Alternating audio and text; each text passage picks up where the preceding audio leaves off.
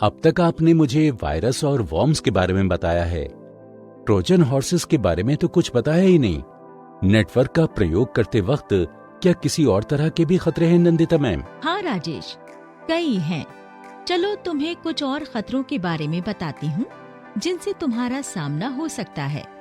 Viruses और worms के अलावा दूसरे खतरे भी, वो कौन से हैं मैम? स्पाईवेयर्स भी होते हैं जिनके बारे में तुम्हें जानना चाहिए। स्पाईवेयर्स ठीक वैसे ही काम करता है जैसे कोई इंसान समाज में रहकर उसके दायरे में काम करता है।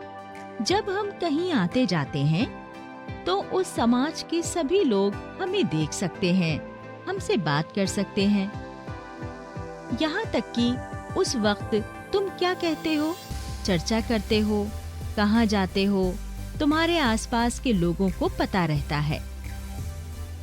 तुम सड़क पर जा रहे हो, इमारत की लिफ्ट में जाते हो, मेट्रो रेल से जाते हो, किसी कैंटीन या रेस्टोरेंट में जाते हो, तो वीडियो कैमरास तुम्हारी हर हलचल को रिकॉर्ड कर रहे हैं।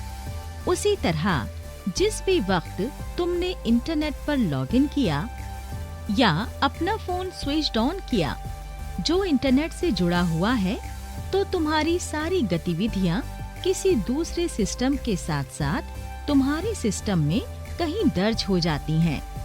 ये डेटा इंटरनेट पर मौजूद सभी को मिल सकता है अगर कोई लेना चाहे तो, हालांकि आसानी से नहीं मिलता। खास तौर पर बनाए गए एप्लीकेशन से इस डेटा में पहुंचा जा सकता है और बिना तुम्हारी जानकारी या सहमति के उसका दुरुपयोग हो सकता है। अगर तुम बताए गए तरीकों का उपयोग नहीं करोगे तो सिर्फ तुम्हारी भौतिक गतिविधियों का डिजिटल लॉग ही नहीं, तुम्हारे कंप्यूटर में किया जाने वाला काम या तुम्हारा मोबाइल भी सुरक्षित नहीं है। उस प्रकार का मालवेयर जो बिना जानकारी या अनुमोदन के तुम्हारी सूचना चोरी करने का प्रयास करे, उसे स्पाईवेयर कहते हैं। ये तुम्हारा पासवर्ड जानने के लिए एक वैध प्रोग्राम के जरिए वेब ब्राउजिंग डेटा का पता लगाने या कीबोर्ड पर दबने वाली कीज की निगरानी करता है ताकि तुम्हारा पासवर्ड पता कर सके। नंदिता मैम, तो हमें कैसे पता चलेगा कि हमारे कंप्यूटर में स्पाईवेयर घुस गया है? राजेश, जब भी तुम्हें ऐसा लगे कि तुम्हारा कंप्यूटर ठीक तरह से काम नहीं कर रहा है, खासकर जब अजीब पॉपअप्स दिखाने लगे, वेबसाइट्स वहां भेजने लगे जहां तुम नहीं जाना चाहते, तुम्हारी ईमेल संपर्क सूची में मौजूद दोस्तों को अजीब स्पैम संदेश मिलने लगे और लगे कि तुमने भेजा है पर हकीकत में तुमने नहीं भेजा है, तब समझ लेना कि तुम्हारे कंप्यूटर में स्पाईवेयर घुस गया है। सच में? तो क्या स्पाईवेयर भी कई तरह के होते हैं नंदिता मैम? हाँ राजेश, स्पाईवेयर भी कई तरह के होते हैं। चलो मैं तुम्हें उनके बारे में बताती हूँ। अलग अलग स्कूल्स ने स्पाईवेयर को 2 समूहों में बांटा है। स्कूल्स? तो क्या स्पाईवेयर को वर्गीकृत करने का काम संस्थानों का है? हाँ राजेश, उनके काम करने के तरीके को लेकर कई मत हैं। पहले उनको लेकर सिर्फ 2 मत थे।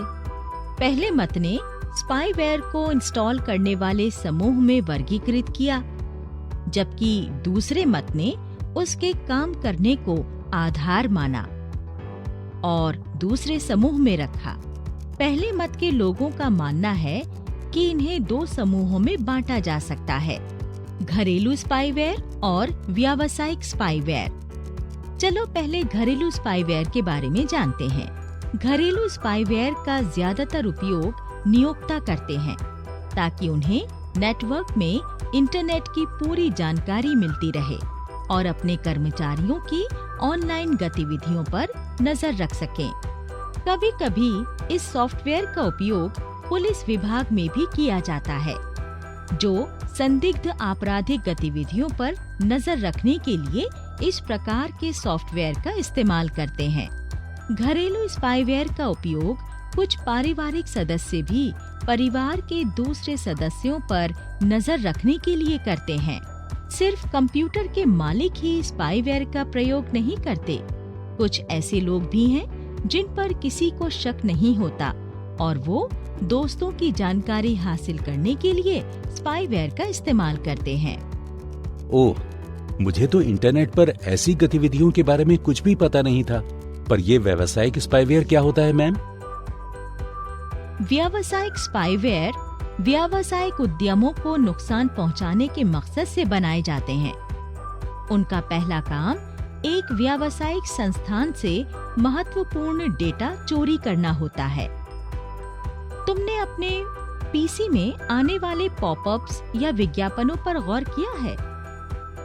उनमें से ज्यादातर में व्यावसायिक स्पाईवेयर होता है, जो मासूम उपयोगकर्ताओं को उनके मार्केटिंग एंटरप्राइजेस से सामान खरीदने के लिए उकसाता है, जबकि ज्यादातर हमें उनकी जरूरत नहीं होती, पर कुछ लोग इनके जाल में फंस जाते हैं।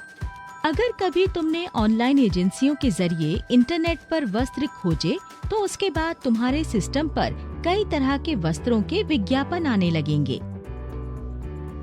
तमाम मार्केटिंग एजेंसीज इन स्पाईवेयर को बनाती हैं ताकि वो ग्राहकों की पसंद को जान सके। एक बार पता चल गया तो वो उससे संबंधित चीजों व वस्तुओं को बेचने के लिए तुम्हें कई तरह के लालच देने लगते हैं। नेट उपयोगकर्ताओं के लिए ये सिरदर्दी हो जाती है, क्योंकि जब भी ऐसे पॉपअप्स आएंगे, एक दूसरी वेबसाइट खुल जाएगी। असल में ये व्यावसायिक स्पाईवेयर का ही परिणाम है, जिसे एडवेयर के नाम से भी जाना जाता है। दूसरे शब्दों में अगर कहें तो इन एडवेयर या वेब बग्स का प्रयोग कंपनियां हमारी इंटरनेट ब्राउजिंग गतिविधियों पर नजर रखने के लिए करती हैं। इस प्रक्रिया में ऐसी कंपनियां शामिल होती हैं जो हमारे ऑनलाइन कार्यों पर नजर रखती हैं और इसे बाजार में मौजूद लोगों को बेच देती हैं। फिर वो हमें वैसे ही विज्ञापन दिखाने लगते हैं जो हमारी पसंद से मिलता जुलता हो और जो हमने इंटरनेट पर खुद देखा हो। तो नंदिता मैम, इन स्पाईवेयर को बनाने वाले किसी अनजान उपयोगकर्ता की ब्राउजिंग हिस्ट्री के आधार पर उससे हेरफेर कर सकते हैं क्या? हाँ राजेश, वो किसी उपयोगकर्ता की सिर्फ ऑनलाइन गतिविधियों का पता लगाते हैं और समझते हैं कि उपयोगकर्ता क्या ढूंढ रहा है और उसकी जरूरतों और आवश्यकताओं के बारे में जान जाते हैं। चलो मैं तुम्हें स्पाईवेयर के दूसरे प्रकारों के बारे में बताती हूँ। स्पाईवेयर को दूसरे 4 प्रकारों में बांटा गया है। ये हैं adware, system monitors, tracking cookies और ट्रोजन्स। मैं तुम्हें कुछ तरीके बताती हूँ जिससे ये स्पाईवेयर्स इंटरनेट के मासूम उपयोगकर्ताओं को निशाना बनाते हैं। जब भी इंटरनेट का प्रयोग करना, इस तरह के स्पाईवेयर से सावधान रहना।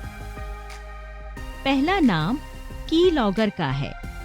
ये स्पाईवेयर सॉफ्टवेयर होते हैं जो पासवर्ड्स के अलावा हमारे की स्ट्रोक का डेटा रखते हैं। हम जिस भी वेबसाइट पर जाते हैं, उसका एड्रेस इंटरनेट URL या यूनिफॉर्म रिसोर्स लोकेटर में दर्ज होता है। लॉगर्स और स्क्रीन रिकॉर्डर्स बिना हमारी जानकारी के स्क्रीन की एक प्रति आगे भेज देते हैं या अपने पास रखते हैं। चैट लॉगर्स और ईमेल रिकॉर्डर्स भी स्पाईवेयर के प्रकार हैं।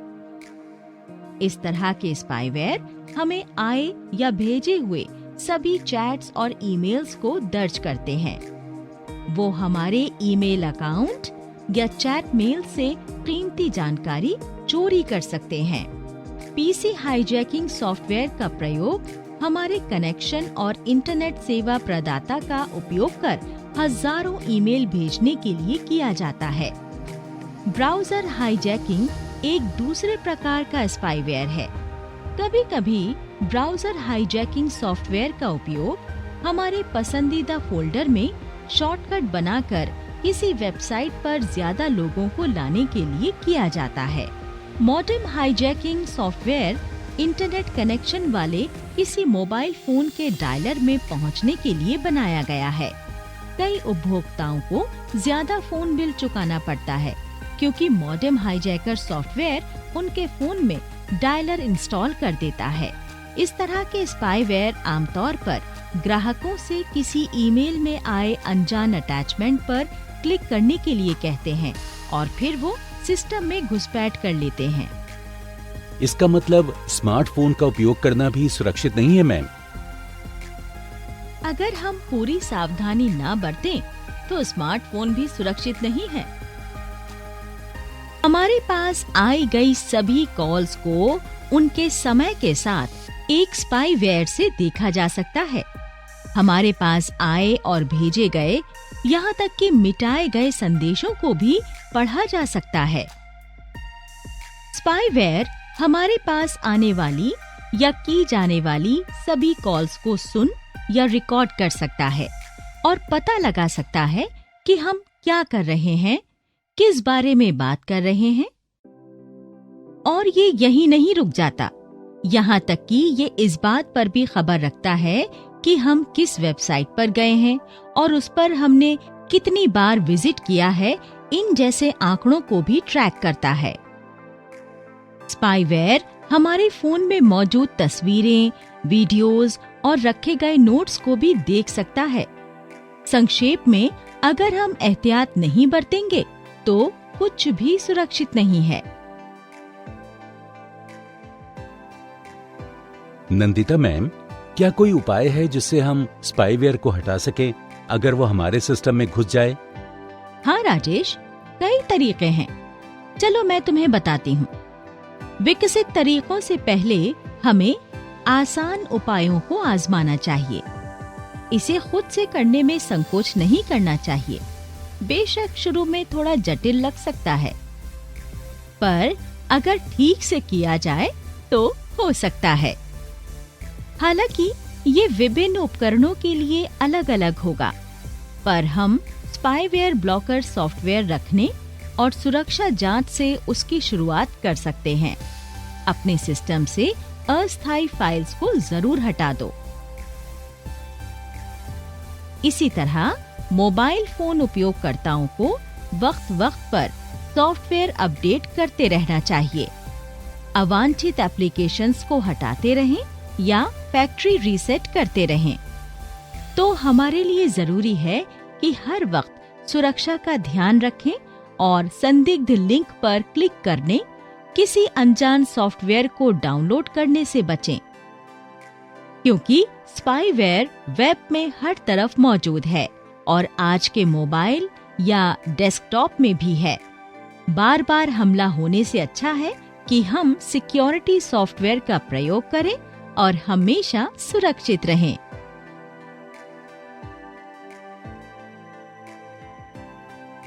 ये तो स्पाईवेयर और उनको हटाने के बारे में था। इंटरनेट प्रयोग करते वक्त और भी खतरे हैं क्या नंदिता मैम? हाँ, बॉटनेट्स भी होते हैं जिनके बारे में जानना जरूरी है। अभी हाल के दिनों में बॉटनेट्स सबसे बड़े खतरे के रूप में उभरा है।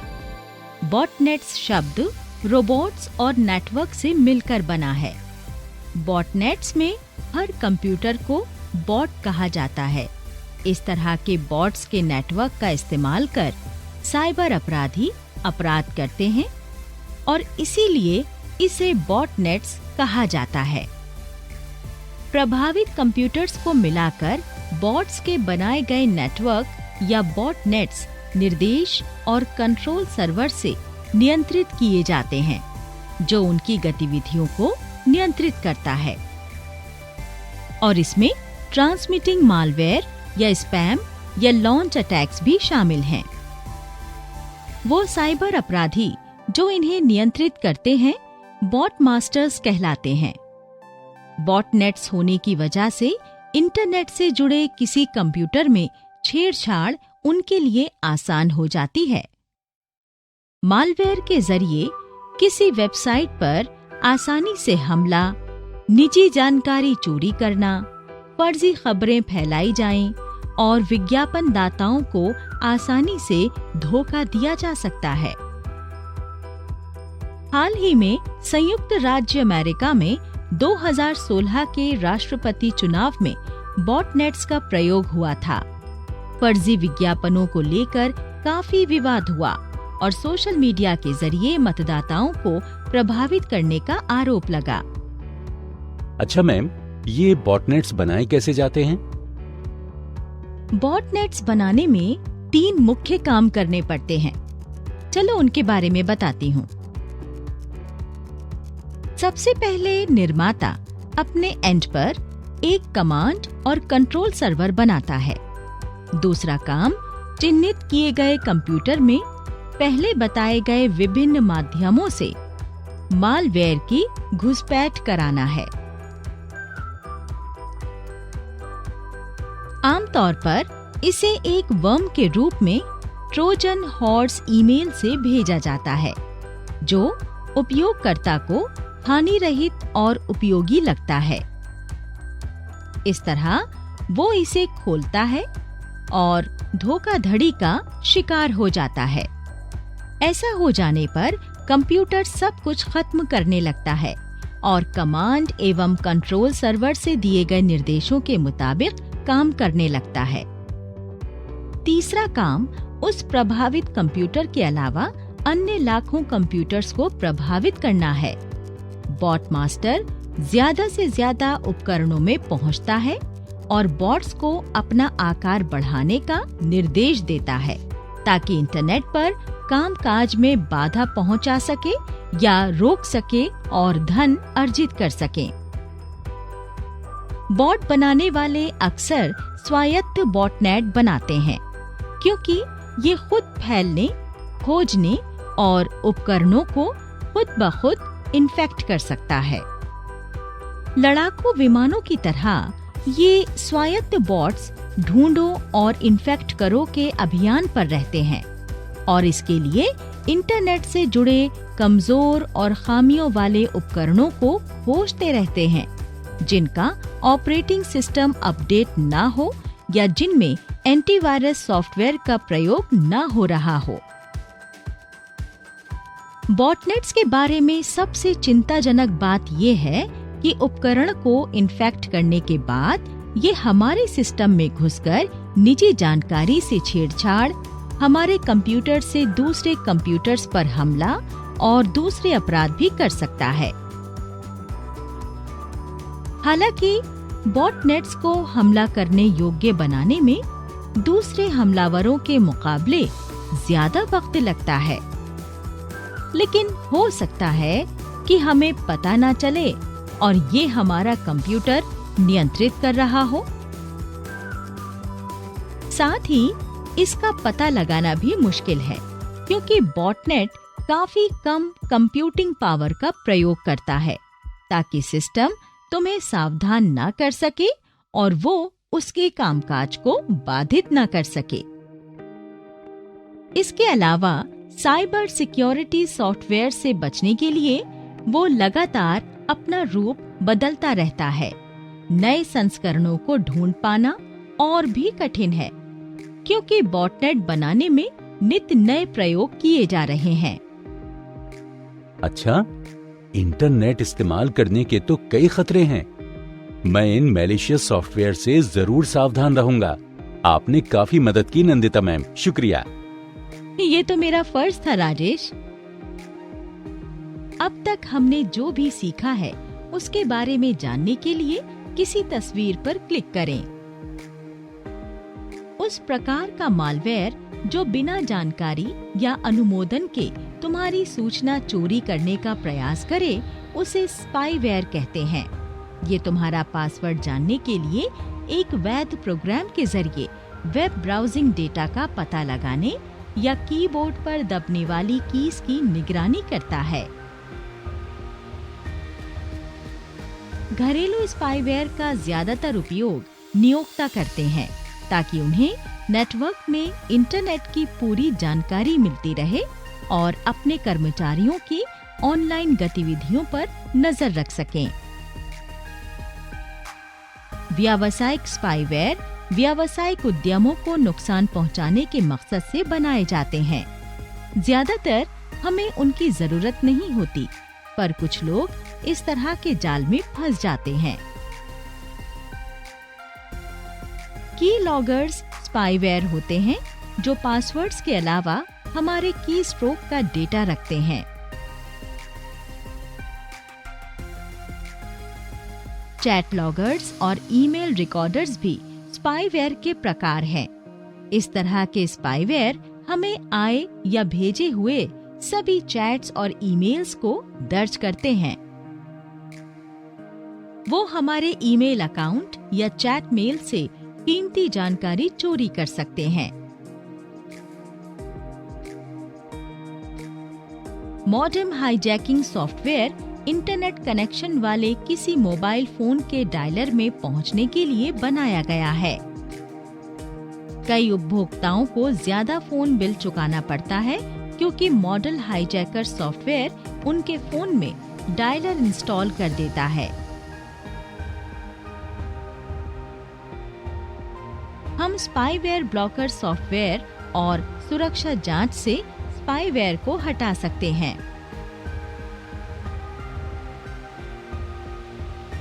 बॉटनेट्स शब्द रोबोट्स और नेटवर्क से मिलकर बना है। बॉटनेट्स में हर कंप्यूटर को बॉट कहा जाता है। इस तरह के बॉट्स के नेटवर्क का इस्तेमाल साइबर अपराधी अपराध करने में करते हैं, इसीलिए इसे बॉटनेट्स कहा जाता है।